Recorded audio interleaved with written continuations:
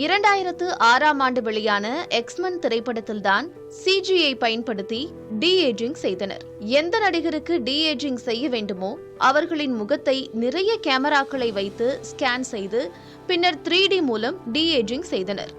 மேலும் முகத்தில் நிறைய டிராக் மார்க்கர் பயன்படுத்தி அவர்களின் முக வெளிப்பாட்டை ஸ்கேன் செய்து திரைப்படத்தில் இளமையாக காட்டினர். இதனையடுத்து அவெஞ்சர்ஸ், ஜெமினி மேன், தி ஐரிஷ் மேன் போன்ற திரைப்படங்களில் பயன்படுத்திய பிறகு டி-ஏஜிங் மிகவும் புகழ் பெற்றது.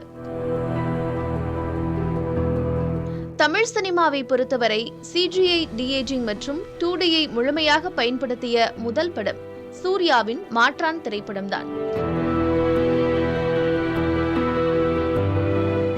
இதனையடுத்து லோகேஷ் கனகராஜ் இயக்கிய விக்ரம் திரைப்படத்தில் கமல்ஹாசனின் இளமை தோற்றத்திற்காக டி-ஏஜிங் செய்ய படக்குழு தயாராகினர்.